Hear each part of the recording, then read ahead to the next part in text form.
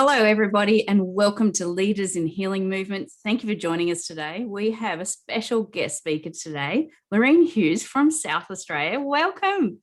Welcome today. Hi, thank you for having me. Oh, so amazing. And I so love all your amazing posts you've been dropping into the group for the last week and a half with the magic. And we always invite other people to play along. You know, you are welcome to write a story post that it's, you know, if it's really connecting to you, especially if you don't want to put it on your own social media. It's a nice, safe group where people can send you some like and love and allow you to connect to who you are. And that's about the real incredible thing about storytelling and story sharing, that we can connect to each other by, you know, understanding who we all are as human beings.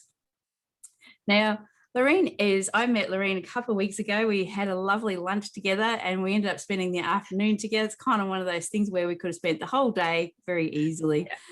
And Lorene is an energetic facilitator and a coach. So I would love nothing more than for her today to share her story about who she is, you know, where she's come from, because she's not from Australia. She's a Kiwi.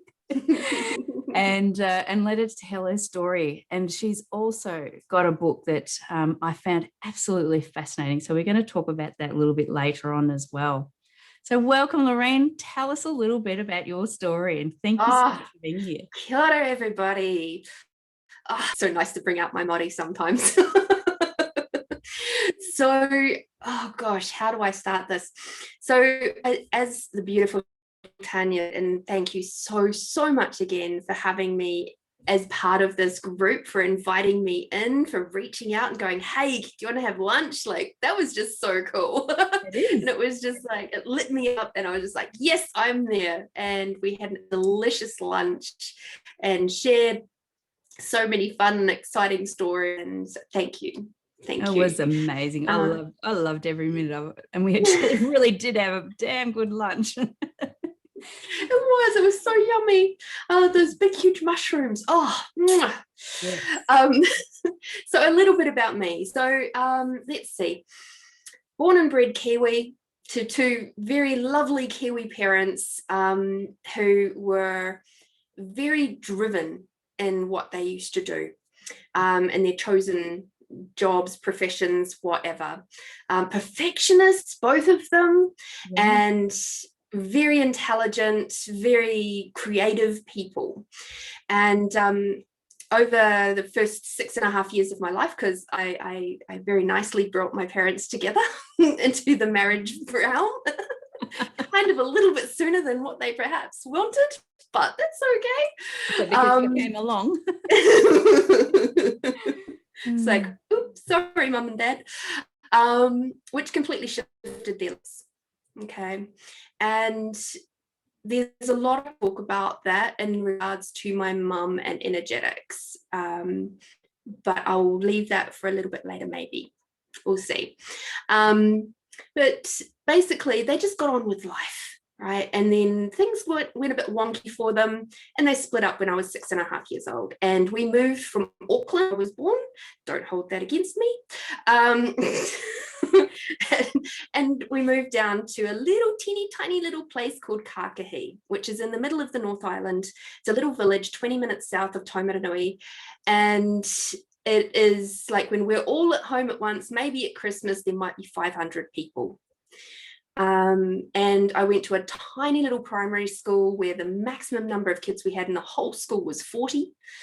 And there was about a ratio of about 10 to maybe 20% of us were European, and the rest of the kids were Māori.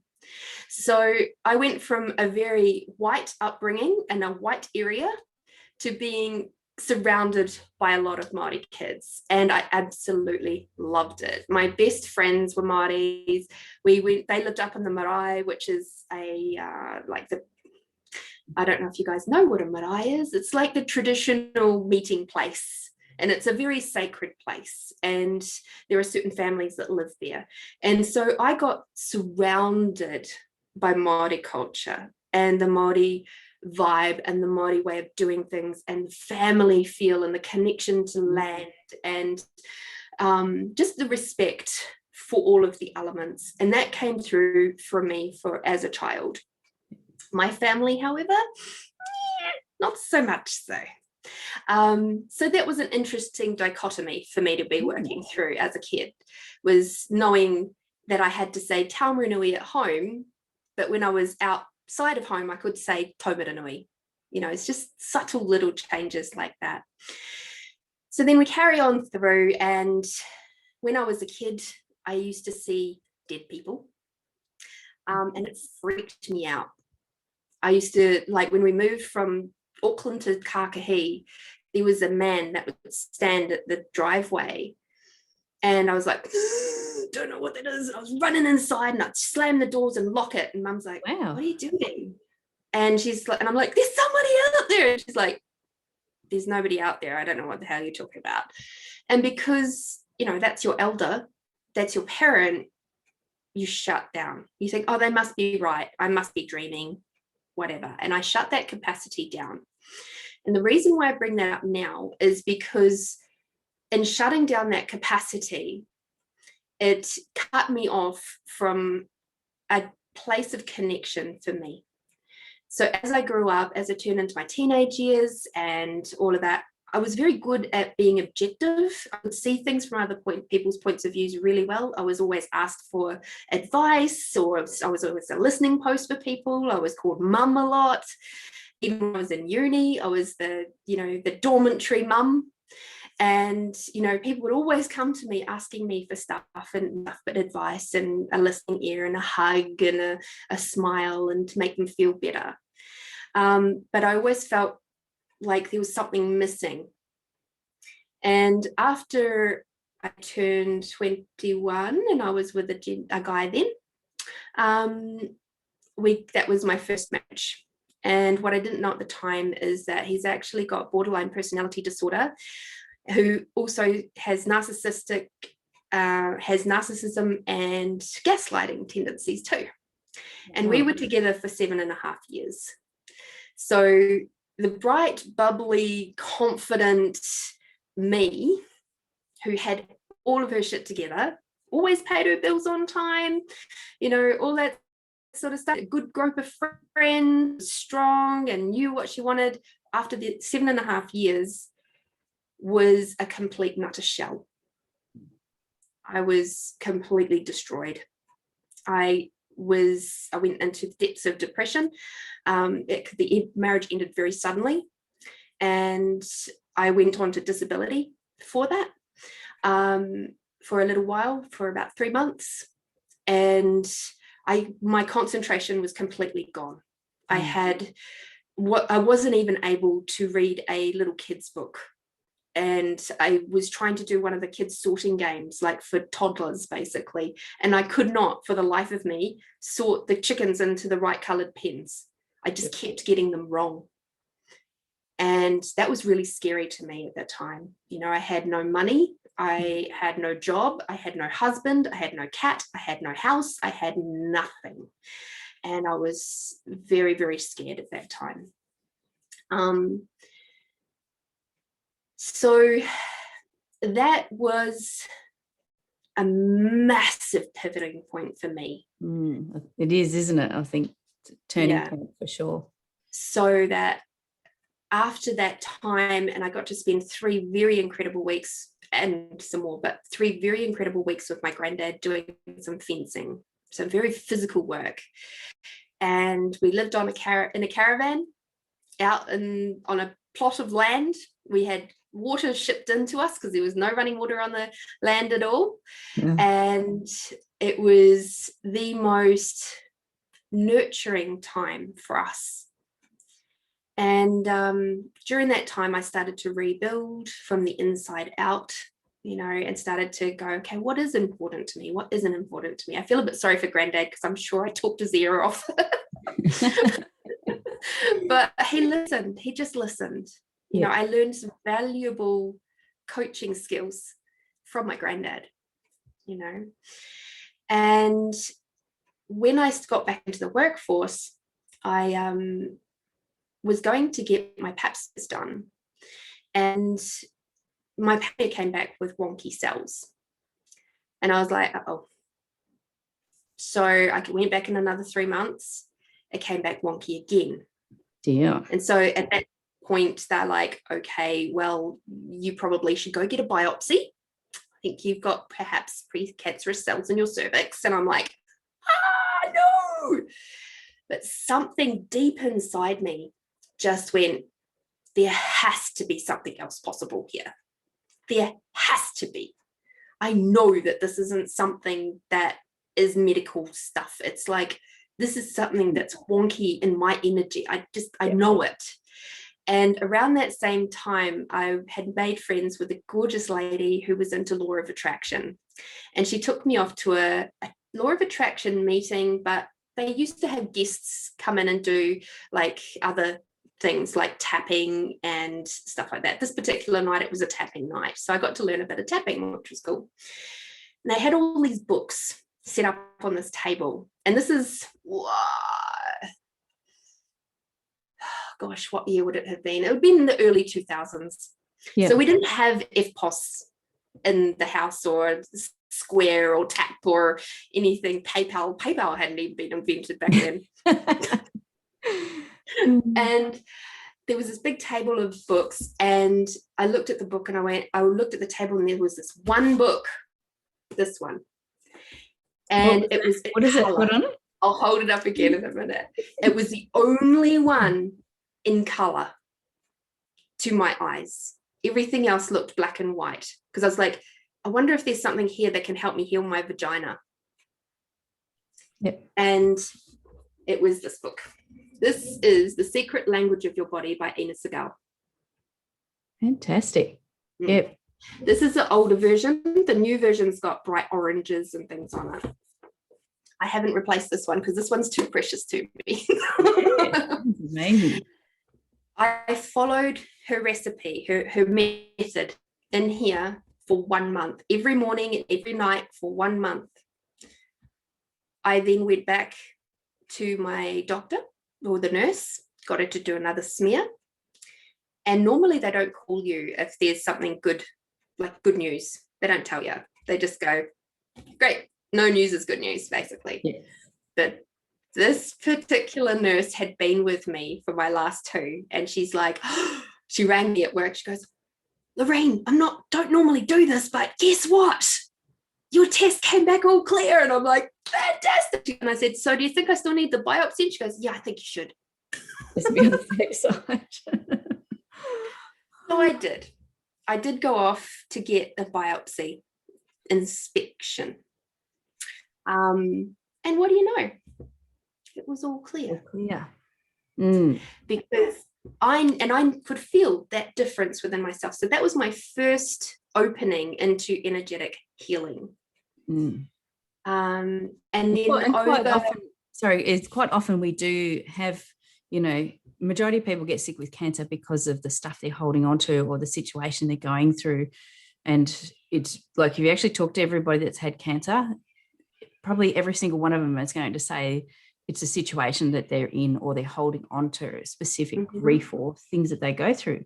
And yeah, it's interesting. Absolutely. And like, there's a lot of stuff, when it comes to the vagina and places like that, there's often a lot of anger held within the vagina around men and partners and those sorts of intimate relationships.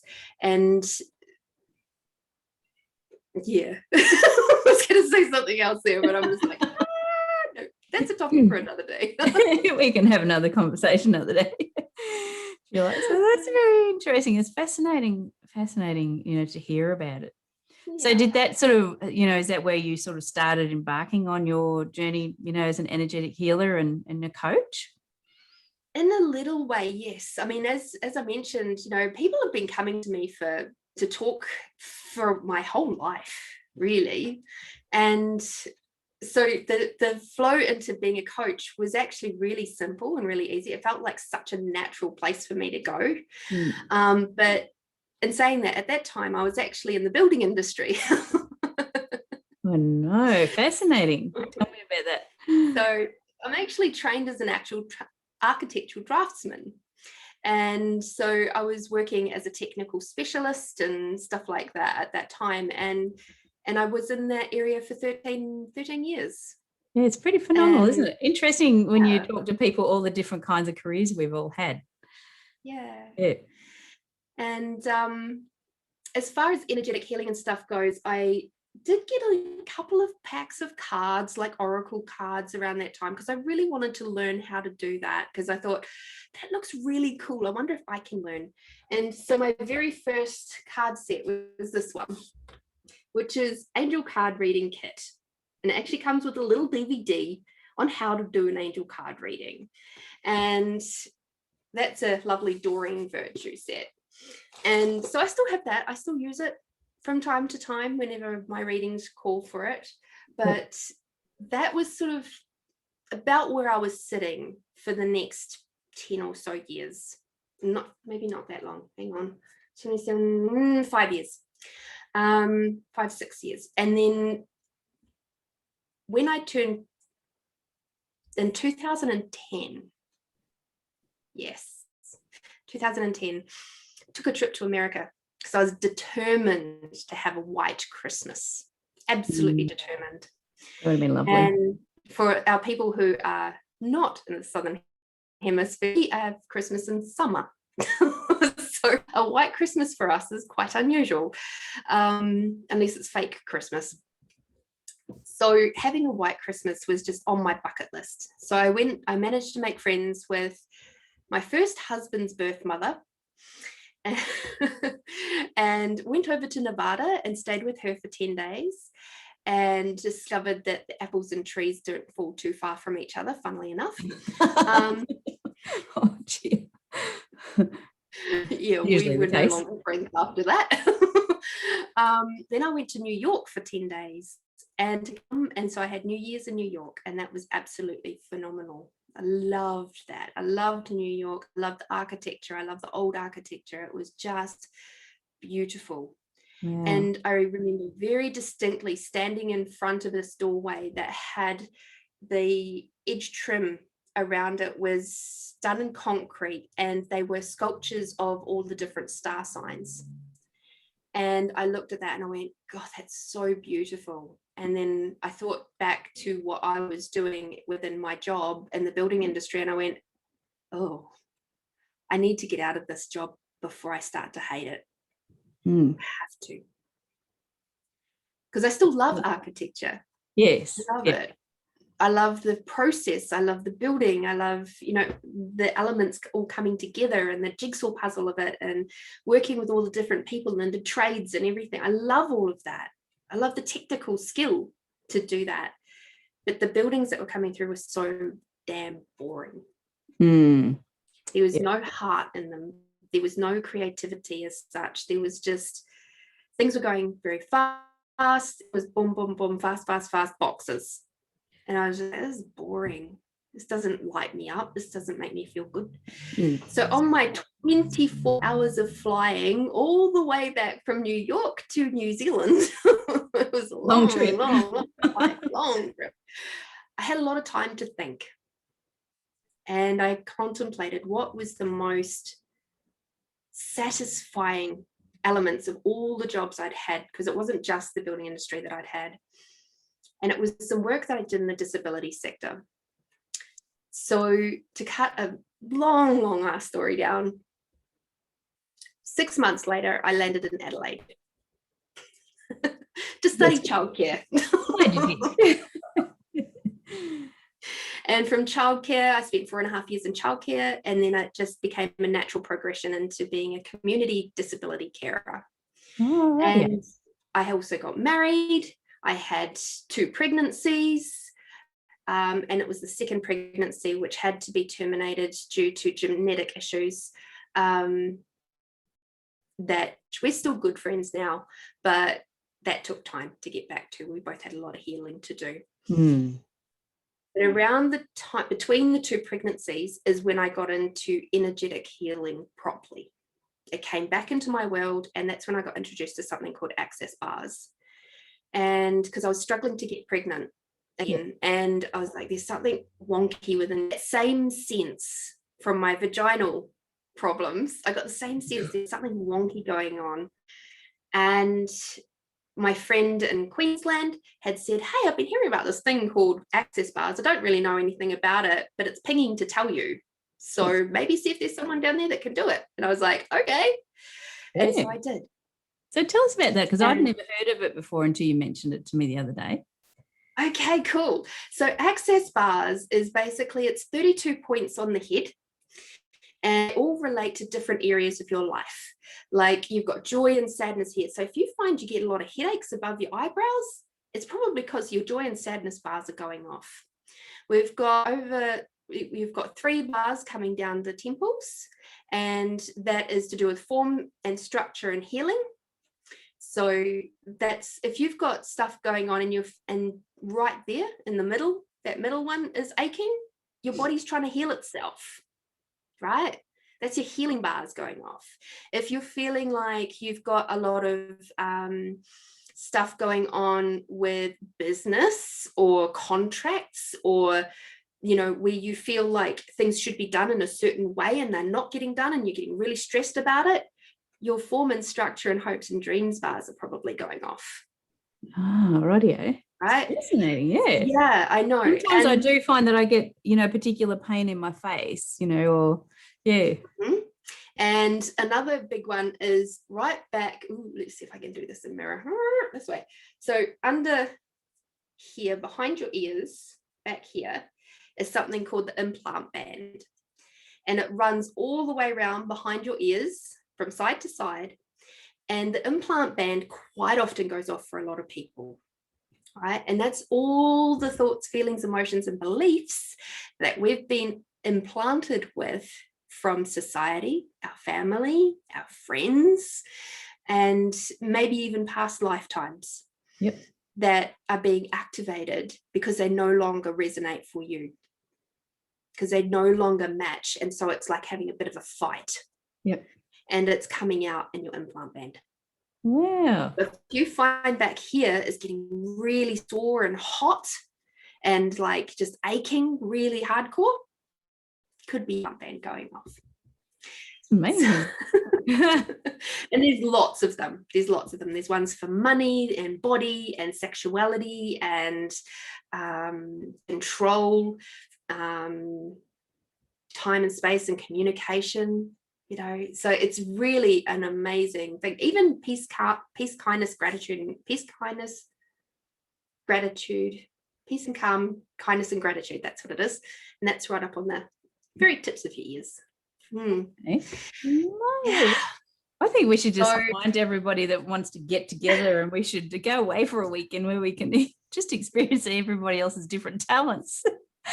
Absolutely. So I spent, after my second marriage ended and I'd gotten myself settled into a lovely little cottage of my own, I had also started working with a lady in access consciousness, and I just went on this big binge of access. I'm a binge personality. I do things big and fast. Love it. And often really quickly, like all at once. So it's like it can be very intense. I've learned to sort of mellow it just slightly. But in this year, I get a lot done. So in that year of 2016, I did my 3 bars classes. So I became a bars facilitator. I did the next class, which is a foundation. I did the next class, which is choice of possibilities, where I went to Noosa. I also did an energetic facelift class, and then there was also, working with this lady in access, learning how to be a bit of a virtual assistant, and learning a hell of a lot of programs and things, doing webinars and all sorts of stuff in the back end, which was really cool. And I learned a bit about websites, and there was just so much I learned really, really quickly. And I didn't do any classes. I didn't facilitate any bars classes that year, but the year after I'd been to COP, I did. And so for the next, I would say, and then after that, I did 3-day body class. I then became an access energetic facelift facilitator, and I did all of that up until last year. Sounds amazing. And it was amazing. I absolutely loved teaching access bars and energetic facelift. And in the time that I've been teaching or had been facilitating, there was only a handful of us facilitators in Adelaide, and now there are, I think, about more than 20 facilitators in Adelaide, which is just so exciting. So I was like, Adelaide's in really safe hands now. We've gone from having no certified facilitators to having 2, and it's just like excellent. I feel like my work is done. I've seen you work your magic at was it about 2 months ago? It was at a Heal Your Life a day where there was, I don't know, dozens and dozens of women that came in that had suffered from domestic violence, and we were doing a healing day. So there was lots of women there who were doing all different things, you know, there was hair or makeup, you were doing healing. We had a healing room, so I was using the Healy, and it was amazing to see every woman that came in there was waiting the entire time. They were queuing up to see you. And just to see you in action was just like, my gosh, it was amazing. It was so cool. I have to say, that was like just such a huge lift for me, because I'd spent the previous 12 months or so diving really, really deep into Mama Gina's work. And so Mama Gina is this lady here. Okay. So Regina Thomas Hauer, she's called Mama Gina. And I did started a book club off of another friend's book club around this book called Pussy, a Reclamation. Wow. This is getting better and better. Certainly got hopefully we'll have the viewers intrigued today. So I started the book club with Pussy, a Reclamation. Yeah. Then we went on to the Owners and Operators Guide to Men. Wow. Then we went on to the School of Womanly Arts. And those 3 books is what we did last year. We meet up every 2 weeks and we cover another chapter. So it gives us like a week or two, like a couple of weeks within each chapter to play with it, to play with the tools, to play with the techniques, because there's a lot of tools and techniques in her books. And one of the things I learned, oh my God, was number 1, I have a pussy. Okay, it's kind of obvious, right? Yes. But my pussy has a voice. Yep. She has awareness, and she doesn't mess around. And as soon as I actually started acknowledging her and her presence, oh boy, did she start getting loud. And I started asking her questions. And I remember the first time I said to my pussy, okay, can you show me your yes? And can you show me your no? And it was so obvious to me, the difference. And I was just like, how did I get through 40 something years of my life and not know this? Not know that my pussy, I have a pussy and she has a voice. How do I not know this? I've learned a lot more in the last couple of years too. It just blows you away, doesn't it? It's not something we normally talk about. No, and that's the problem. That is the problem, you know, and we have spent so long listening to men. Sorry, men, I do adore you. I love you very, very much. You're a fantastic contribution. But some of your colleagues out in the manly world have, in all sorts of different industries and areas, have done a lot of damage. I've been there myself. Yeah, before my husband, same thing. Yeah, and like this is going back many, many, many generations. And again, it's a topic that we could talk a lot about, but I'm not going to. But just alluding to the fact that there's a lot of healing going on now with women. And it's beautiful. It's wonderful to see. And a lot of it's very raw.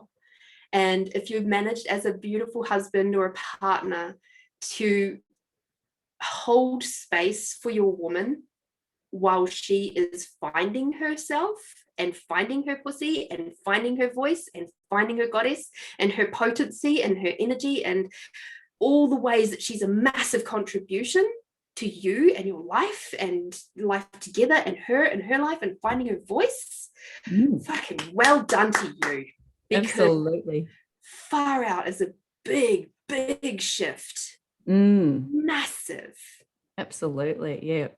I've learned something really interesting from my friend Sammy. She's in the group, and she took me through a chakra healing over a couple of months, and one of it, because we were really trying to expand my business, even just myself energetically, to being seen out in the world, doing all this, and just calling in everything in my universe and my abundance and everything that I wanted. And so she did a lot of work around that. So it was really interesting to do, and she was spot on, right?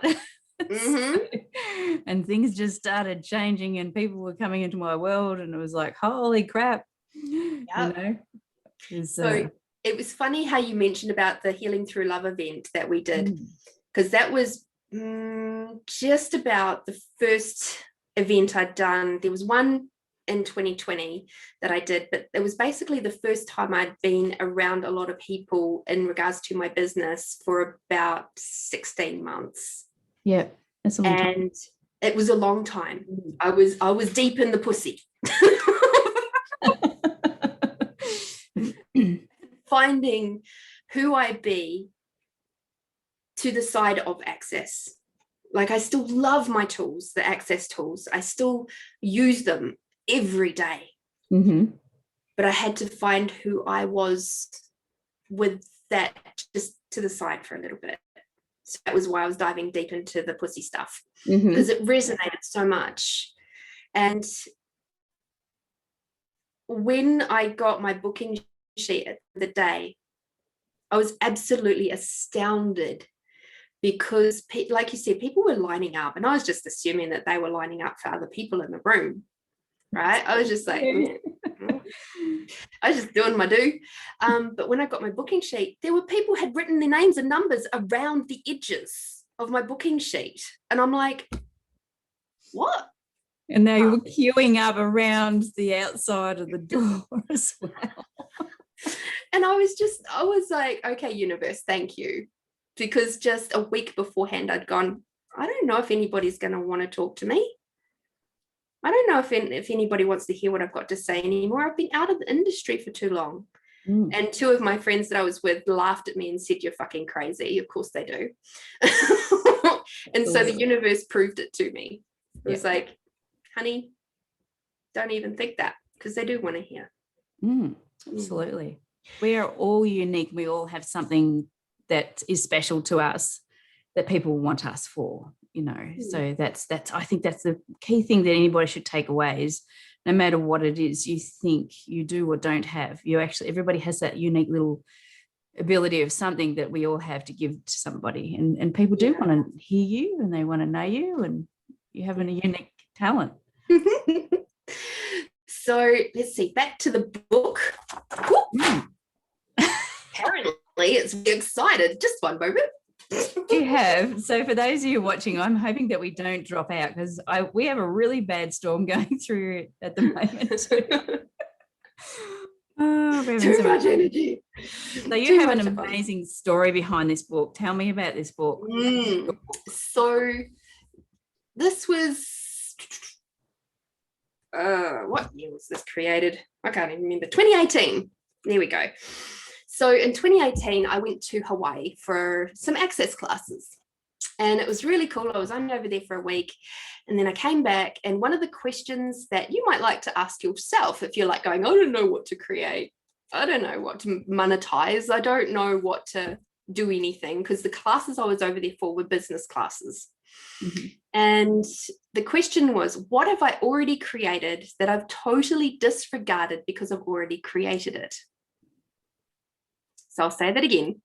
What have I already created that I've totally disregarded because I've already created it? That's very interesting. I think everybody should comment in the comments underneath that if you've got something to think about, because that could actually open something up for you.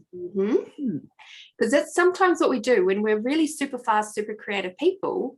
We put all of our time and energy into that thing, and then once we're done with it, we're like, sweet, that's done, and we don't think about it anymore. Yeah. But it could be the very thing that is what someone else is after, that is going to help them a lot. So I came back thinking about this question, and I was in my little cottage all by myself. I hardly ever had any visitors, and I asked that question and I got poetry. I said no. Then I asked the question again. And what I didn't realize at that time was that my spirit team was talking to me. My spirit team was saying, Lorene, poetry. And I was like, no. So I'd come in from one day and found the book that I'd handwritten all my poetry in since I was a teenager, sitting on the floor. It had fallen out of my bookshelf and was sitting on the floor. And I was like, no. By this stage, I'd gotten the sense that it was my spirit team doing these funny things. Yeah. Carried on asking the question, surely there must be something else. It took me a week. Sometimes I'm a bit cute, not so bright, right? And in the end, it was sitting halfway out of the bookshelf, just about ready to fall. I was like, oh, fine. All right, I'll start typing them up. And fortunately, a friend of mine from Canada, who was a writer, had already sent me a template for putting books into ebooks and printed books. So I was like, well, she sent me this template. All right, because I was actually helping to write, I was ghostwriting another book at the time. Yeah. So that's why I had the template. And I was like, okay, I'll just start doing this. Within a week, I had all the poems written up. That there was a couple that didn't need to be in there. Yeah. And then I sent it off to Amazon. I became a Kindle publisher, thingy-me-what's-it writer. And it was the week of my birthday, and I got it. It was released. Oh, wow, that's something to celebrate. Amazing, right? I created the cover myself. I did that with watercolors. Yep. And it wasn't until I'd scanned it and was tweaking the colors just a little bit that the entity of my book revealed herself. So up here, you can see her big bonnet, like a big, big, big hat. And then down, doing it in the mirror, down here. The dress, the bust. Her bodice. Yep. Her big sleeve, and then her other sleeve comes down here, and her big flowy skirt. And I was like, oh, wow, that's pretty cool. Didn't think too much of it. And then and some of the formatting was different. Like, it didn't want a table of contents at the front. It wanted, because by this stage I totally surrendered. I was just like, yeah, all right, whatever you want. do it. It's telling you to do. Yeah. As I was typing it up, I was like, back in the day, and we're both young enough to remember when you got cassette tapes and they had the sleeve inside, and even CDs used to have this, the sleeve inside with all the lyrics written in it. And I always used to wonder, what were they thinking about? What was the writer of the song, what were they thinking about when they wrote that song? And so I thought, you know what? I'm going to tell them. So there's a little blurb at the bottom of each poem about what was going on for me in my life. And it was one of the most cathartic things I'd done, because it was, like I said, this is spanning 25 years worth of work. And amazing. So all those spaces where I thought I'd already dealt with came up while I was writing this. It was like I was transported all the way back there, and it was just like it all came out. And so using my newly found tools of access consciousness, I was able to process all of that energy myself. And sometimes I could only write 1 or 2 poems up because it was just so big and so deep, that healing that needed to happen for that thing. It's been amazing though to write poems. I've never been able to write poetry. Like, that's such a talent in its own. I think you're amazing. Absolutely. And it wasn't until I was being interviewed on a podcast, and I said to the lady, and so I'm going to ask Tanya in a minute to, because she goes, oh, do you want to do a couple of your poems? And I was like, yeah, sure. And I just went to the back and I went, oh, pick a number between 1 and 88. So pick a number between 1 and 88, Tanya. 7 just came to my head. Oh, that's perfect. Okay, cool. And she picked her number. I read it out, and she's like, oh my God, that's exactly where I'm at right now. And we carried on chatting because I just said, oh, wow, that's really cool. Weird, but cool. Then carried on chatting, and then she says, do you want to do another poem? I said, yeah, sure. Pick another number between 1 and 88. She picked another number. Turned out it was Twinkle, which was the poem I wrote for the death of my cat. And she goes, oh my God, I had to just put my cat down last week. I was just like, oh, that's just too weird. That's just so weird and so cool. And every single time this book has asked to come and play, every time there's been something in it for that person on that particular number of that poem. So I unintentionally created an intuitive poetry book because I was guided to do that. Little did I know that all of those poems I wrote out for 25 freaking years. Amazing. Was going to create a story, a book like this that would eventually be read all around the world. Okay.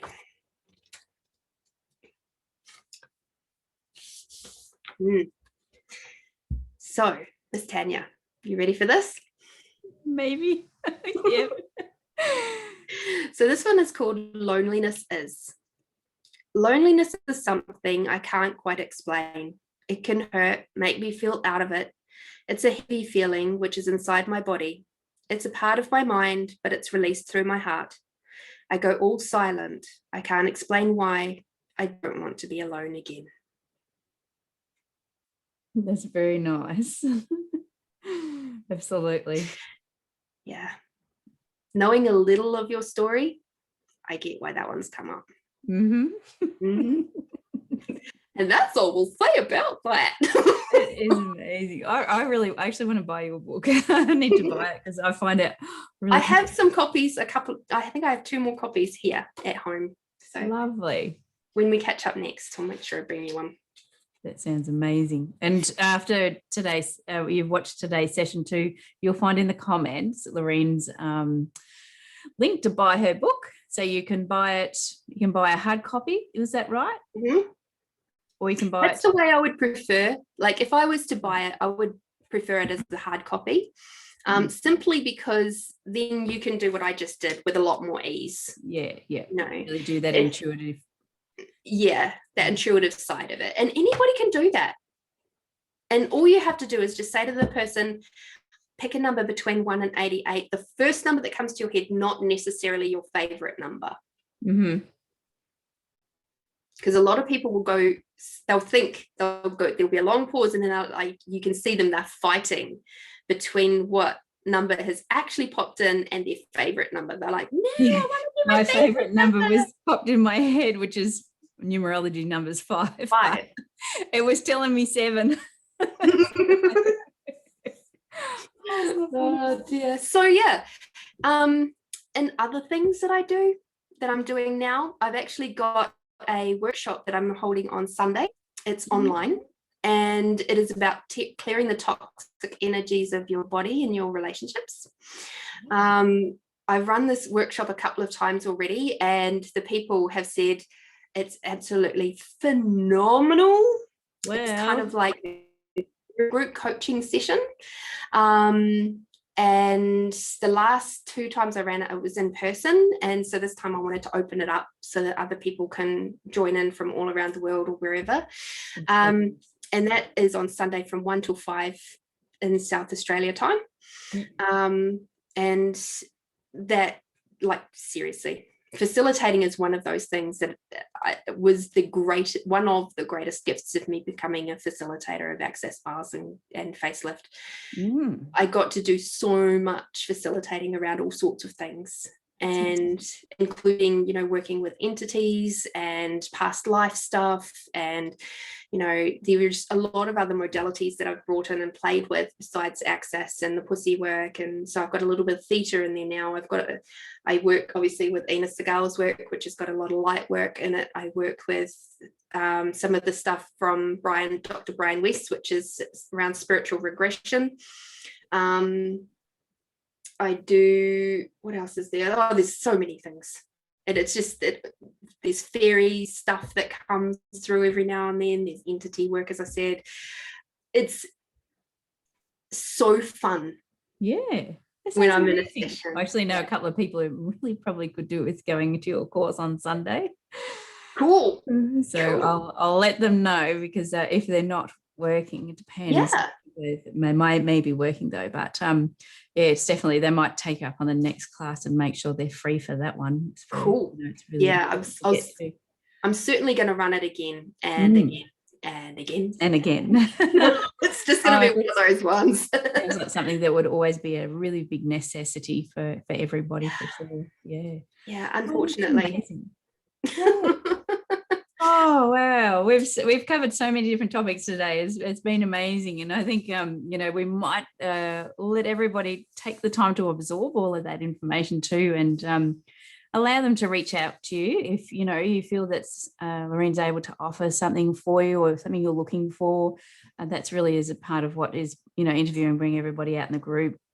But your book sounds amazing. Like, I really can't wait to get my hands on one of those and read it. So I really can't thank you enough for giving your time today. And I hope all the viewers in here really, really enjoyed actually listening to your story today. And, and if they resonate with you, they can connect with you. And we will actually place this out on their social media channels after a week or two, once, everybody in the groups had time to watch it. And thank you. Thank you. Such a pleasure to know you. It really is such a pleasure. It's been a wonderful contribution to my life right now, with everything that's going on, because I've got lots of shifting and changing, literal shifting happening. You're shifting house. And I have to say, this gratitude challenge is just so required right now. Absolutely so required. It's keeping me really focused on the good things.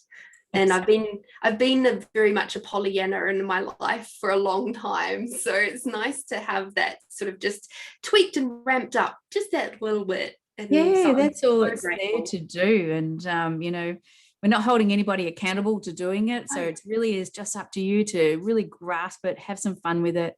And if you drop it on, a couple of days, you can pick it back up and just continue where you're going from. So you don't have to go back to the start again. It's just, things happen during your life, and you don't get to do something one particular day, but just pick it up and run with it and keep going with it. And when you get to the end of day 28, you realize how you've actually, broken a habit and started a new habit and created a new change. And that's all it's about. So, bringing amazing gratitude into your life. So absolutely. Thank you so much. Thank you. Wonderful. We'll catch you all soon. Take care and bye for now.